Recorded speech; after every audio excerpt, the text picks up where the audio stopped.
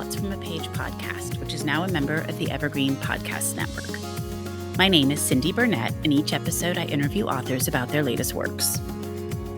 For more book recommendations, check out my earlier episodes and my website, thoughtsfromapage.com, and follow me on Facebook and Instagram at Thoughts From a Page. I want to say a special thanks to a bunch of wonderful people who shared my podcast recently on social media.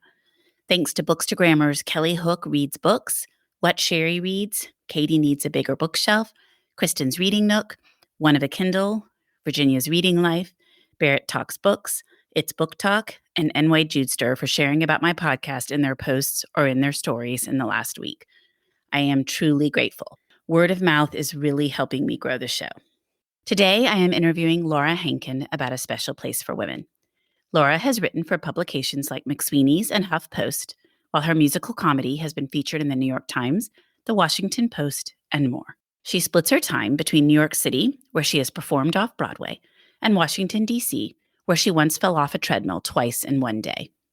I hope you enjoy our conversation. And now for a quick break. For the last year, I have been focusing more on my health and eating habits. In connection with that, I have started drinking AG1 in the morning. When I started drinking AG1 daily, I could feel a real difference in my health and energy levels. That is because AG1 is a foundational nutrition supplement that supports your body's universal needs like gut optimization, stress management, and immune support. Since 2010, AG1 has led the future of foundational nutrition, continuously refining their formula to create a smarter, better way to elevate your baseline health. I recommend AG1 to all of my family and friends because the company has a team of doctors and scientists. It is tested for 950 contaminants and is NSF certified for sport. It is formulated based on the latest science, and it maintains high quality standards. Thanks AG1 for sponsoring my show.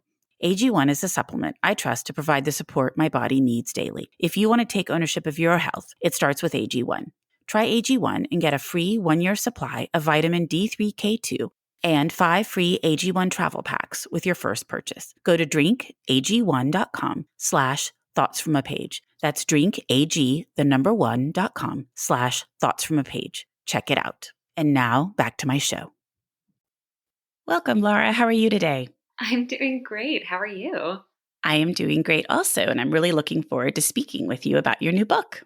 Yeah, thank you for having me. Absolutely. So why don't we start out with you talking a little bit about A Special Place for Women?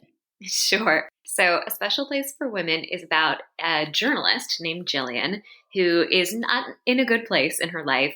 Her mother recently died of cancer. Her journalism job just shut down. Her new media company that she was working for folded. And she feels like her career is really passing her by. So she's like, okay, one more chance to shoot my shot and make my name. I'm going to infiltrate this secret club for powerful women that I hear rumors about. You know, they're like the tastemakers of New York, and they have the power to handpick the city's first female mayor and then maybe bring her down again when she's coming for their money. So Jillian decides she's going to get herself into the club, only to find out that, one, she kind of likes being in the club, and two, that the women might be even more powerful than she ever thought they would be. I was fascinated as I was reading it, how you came up with the storyline. I mean, the journalism one, I can see because I think that's happening right and left. But how about the exclusive club and what was going to happen in the club and all of that? Mm-hmm. So to do this without talking about spoilers, a friend of mine years ago invited me to have a coffee with her at this like exclusive, not secret, but exclusive women-only co-working, networking place in New York. And I remember going in and I'd heard a lot about this club and was like, oh, wow, it's this utopia for women. And I'm going to go and I'm going to just feel so bathed in love. And then I ultimately just felt very self-conscious there because I think I felt like I wasn't impressive enough for the women. And so it just really fascinated me. And I was watching the rise and then, you know, sometimes the subsequent fall of a lot of these women-only spaces, and was just really interested in the ways in which, while trying to sort of solve gender inequality, they were maybe turning a blind eye to other kinds of inequality. And so I thought, why not put a journalist in there who, you know, wants to bring these women down, but let's amp it all up and make it more secretive and therefore like way more intense and a little cultier too. And I thought I could have a lot of fun playing around in that world. Well, definitely you did have a lot of fun playing around in that world. Uh-huh. Did that change as you went? I mean, did the story, again, I know this is a harder conversation with the spoilers and no spoilers, but did you have it all set out from the very beginning, or as you wrote, did some of that change? So I will say, there's this big twist about 60% of the way through. And when I initially was starting to write this book, I thought that maybe that twist would just be the premise of the book and we would know pretty early on, like exactly what was going on in this club. And then as I jumped into the writing, I think based on who my main character was and just based on how much fun I was having building out this world before the twist too, and all of the tension there of like, can Jillian get herself into the club? Can she get herself behind, the various doors of secrecy? The more that I was doing that, the more I was like, oh, maybe I want this twist to be a true twist about half of the way through, as opposed to the premise. I think it's more fun that way. Absolutely, because you're building up to it. Mm-hmm. Yeah. And so, I mean, it's an odd twist. It's a weird twist. And so I think it helps to really know and be on board with the characters before it happens. That's very true. And the other thing, I always skim through reviews before I talk to authors. The other thing I saw over and over again on Goodreads was how many people liked the fake dating aspect of it. That's not a spoiler, is it? No, Okay. I think. I mean, it's in all the reviews, so I hope it's not.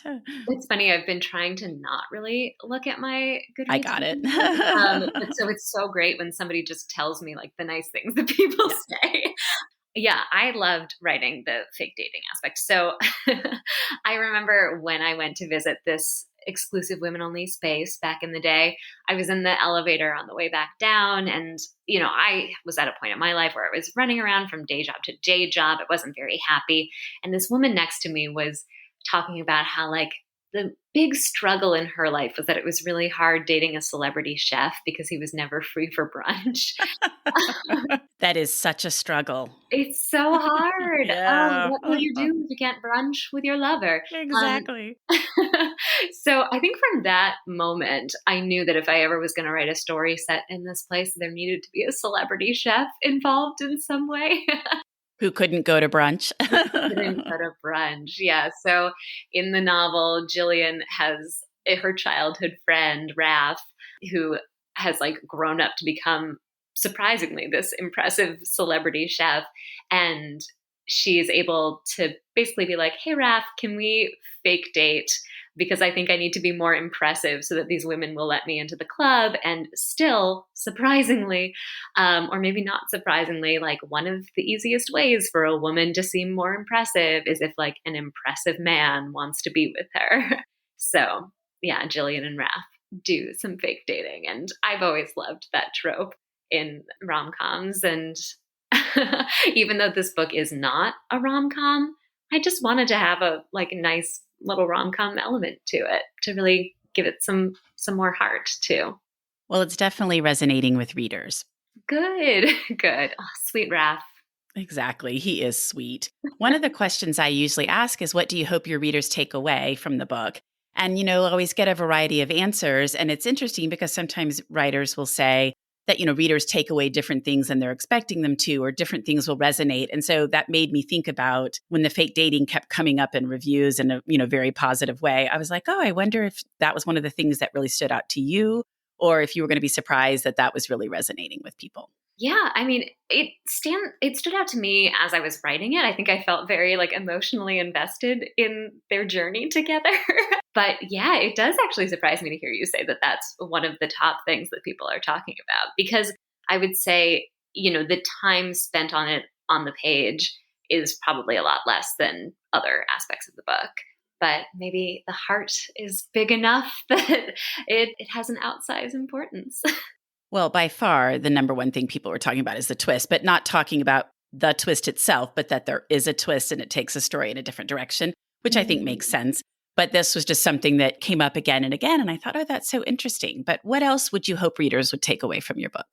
Yeah, I wanted to interrogate the problems that could come up in a space like this, and the problems that happen when, maybe our feminism or our activism becomes more performative than actually deeply felt.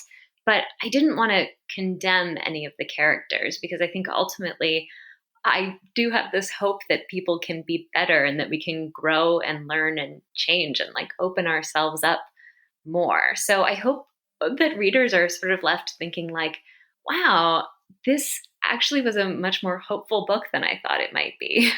The performative aspect of social media and various things these days is such an interesting aspect of our life because I feel like that happens over and over again when some new cause or issue or something is happening that, so many people are talking about it or posting about it, but I don't necessarily think they are acting on it, if that makes sense. Oh, 100%. Yeah. I think there's this sense of like, oh, well, I got to say something about this so that my followers know that I'm an engaged and active person. But are you actually putting any energy in trying to solve the problem? Or are you just putting your energy into like putting a little post about it on social media? Exactly. It's sort of like do as I do, not do as I say kind of thing. And so I just always find it kind of interesting to watch how that plays out. Yeah, me too. And that's one of the things that I wanted to talk about in this book. And, I think in my mind, this club in the book was started with the absolute best of intentions. But then I think for a lot of us, there comes a point where like you can go down the road where things are easier and you're choosing to benefit yourself, or you can go down the harder road where like maybe you have to give up a little bit more so that more people can benefit. And I wanted to really explore the tension there. Well, I like that. And it definitely makes people think. I really enjoyed the essay that you wrote in Zibby Owen's anthology. I think Moms Don't Have Time to Read, or Moms Don't Have Time to is the name of the anthology. I would Yeah. love to talk a little bit about that. Oh my gosh, of course. Yeah. So I wrote about this day job that I used to have for many years where I was a children's musician. And one of the things that I would do is I would go bring my guitar to various birthday parties around New York for children. And I would just like sing the wheels on the bus and bring, a parachute and some bubbles and play with the kids for 45 minutes. And I would spend a lot of time then just like watching the parents. In the essay, I talk about how like afterwards I would stay sometimes because the parents would offer me free food. And I was always like, I'm not going to turn down free food from wealthy people. Oh my God. But then I would feel very awkward, kind of like standing in the corner, housing birthday cake and not knowing who to talk to. And yeah, I would just kind of watch people and wonder about their lives and wonder if I would ever have a life like that. I think at that moment in time, I wasn't sure if I wanted to have a family or if it would be compatible with my career and my creative career, which was not coming to fruition as quickly as I hoped it would. And so it was a really fascinating experience. And my job doing that really played into my previous book, Happy and You Know It, which is about a children's playgroup musician who gets drawn into the lives of the moms who she sings for. Your bio at the end of the essay says performer, and I wanted to know more about that. Yeah.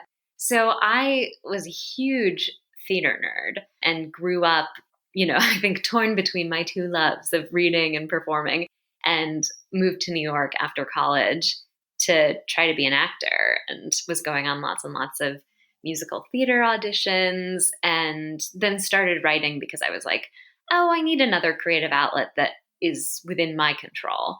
And so for many years, I was doing a bit of both. And it was cool. I got to do like some off Broadway, some regional shows. I formed a musical comedy duo with my friend. I love, love, love performing, but I also really love writing too. I think it's all about telling stories and all about characters. Well, that leads me to my next question, which was the video you made for your book last year for Happy and You Know It, coming out during a pandemic. And when I watched it, I thought she's got to be a performer because it was so creative and you were so comfortable. So I was curious, and that now answers it. Yeah. My book tour got canceled and moved online. And I think I channeled a bunch of my anxiety into writing and performing this song called Indoor Book Tour about how I was sort of like slowly losing it in my apartment, trying to make it feel like I was still going on a book tour. And I just made another music video this year for A Special Place for Women as well. Oh, I haven't seen that one yet. Okay, I'm going to have to look it up. It's even weirder. I think just like this book is weirder. I loved the part where you were sitting at the table and you had like a little piece of paper folded in the books and something about signing or something. I can't remember because I watched it a while ago, but it was really, I definitely chuckled a number of times when I was watching it. Thank you. Yeah, I hope my neighbors can forgive me for like blasting the same song over and over and over again so I can film these music videos. They're probably like, what is going on over there? I know. Well, how long does it take you to write a book? Like, how long did it take you to get A Special Place for Women initially drafted? I would say generally, depending on the book, it takes me between 7 to 12 months to write a first draft. So yeah, Special Place for Women was interesting because it was the first one that I'd ever written on a deadline. With Happy You Know It, I got a 2-book deal, and it was so lucky, and I felt so grateful. And we finished our edits on Happy You Know It, and they were like, "Great, first draft of Special Place for Women is due in a year."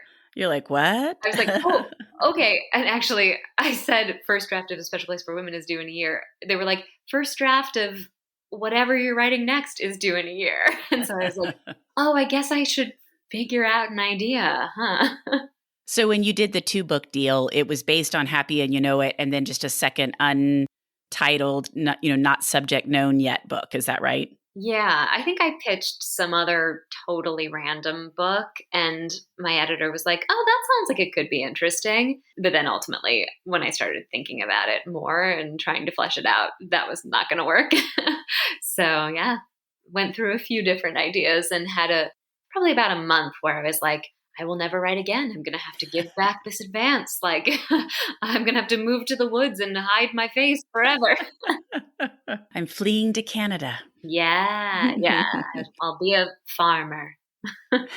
Do you have a set process for writing? Do you write a certain amount of words or a certain time every day, or do you just write when you feel like it?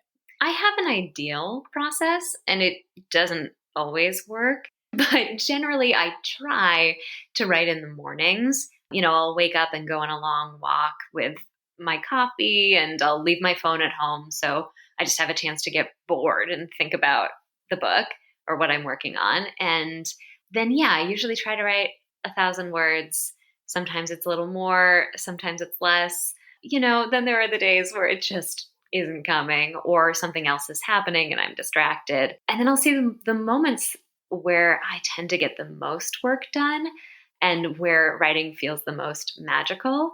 That's when I can just like get away for a couple of days, whether it's like staying at a friend's place or getting a cheap Airbnb and just like being alone, going on long walks, being like, my purpose these days, I'm turning off my phone and my purpose is to just write as much as possible and like get as deep into the book as I possibly can. And so those are the moments where I'm like, oh, wow, over the course of 2.5 days, I wrote 8,000 words. Well, it is nice because you are able, like you said, to be alone and to focus in on what you're doing. Do you write your entire first draft and then go back and edit, or do you edit as you go? Oh, that's a great question. I try to write my entire first draft and then go back and edit, because I think if you get too stuck on editing while you're doing it, the whole process is going to just be so much slower, and maybe you need to just really get into the flow of writing it. But that said, I also like work with a writing group sometimes, and I'll give them little bits of it as I'm going along. And if they have big notes and I'm like, oh yeah, that's a really good edit and I'm excited to implement that, then sometimes I'll go back and edit that. I guess too, as you're writing, if something goes in a different direction than you were initially anticipating, you also might be like, oh, well, I'm thinking about it. I'm going to go back and fix that, this day that Jillian had, or this event, or something that's altered by what you're writing as you keep writing, if that makes sense. Yeah, exactly. Like you need to, go fix the part of it before you can like fully fall into it as you're going ahead. Well, on that note, are you working on anything at the present that you would like to share with me?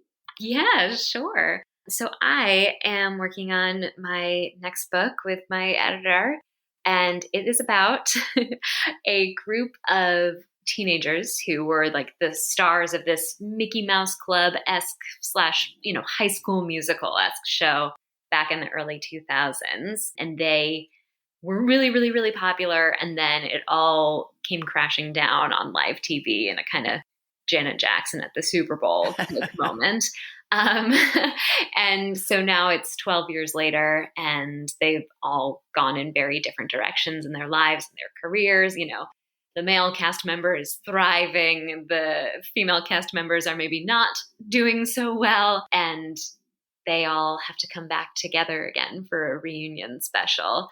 And there's lots of unfinished business and betrayals and secrets and old flames. And it's fun. It's one of those ones where I'm like, I love this idea so much and it's so good in my head. But like at the moment, I'm at that first draft place where it's, not nearly as good as you want it to be. And I'm like, okay, how do I make it what it is in my head? Which probably takes a while, to get it translated to the page the way you want it to. Yeah, it really does. Well, that sounds fabulous and relevant. It just seems like in the last few years, there have been a number of reunion shows.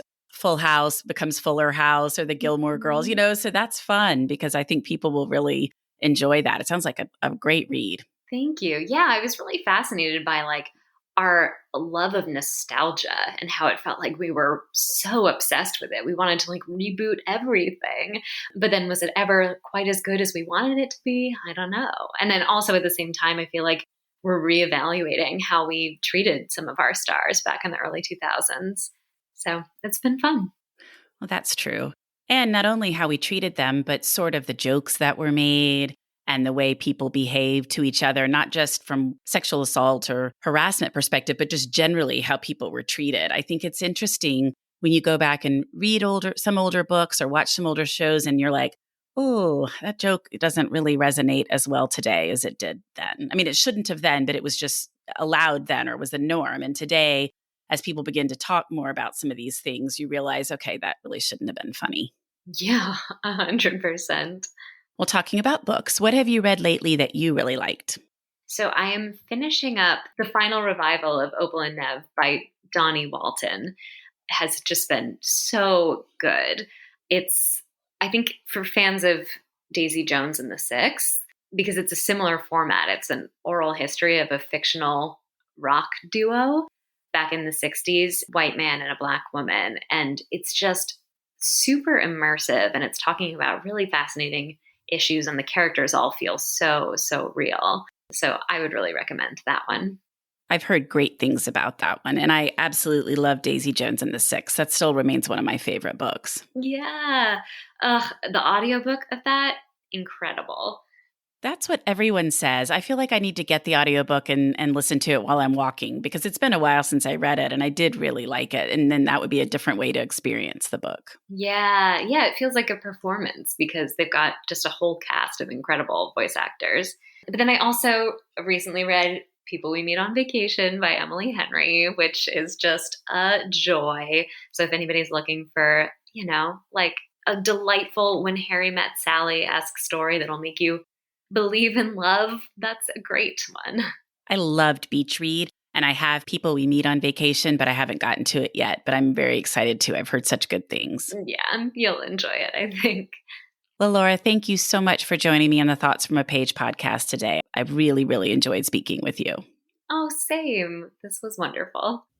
Thank you so much for listening to my podcast. If you like this episode, and I hope you did, please follow me on Instagram at Thoughts from a Page. Tell all of your friends about the podcast and rate it or subscribe to it wherever you listen to your podcasts. I would really appreciate it. Laura's book can be purchased at the Conversations from a Page bookshop storefront, and the link is in the show notes. I hope you'll tune in next time.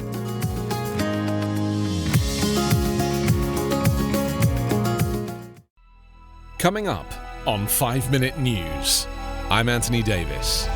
You might think it's partisan because maybe it's critical of one side or the other, but it's not. It's just the truth. And I think that's also something that's kind of unusual for Americans listening to the radio or to podcasts, because the news landscape in the States has been so partisan for so many decades. So 5-minute news is verified, truthful, independent, unbiased, and essential world news daily.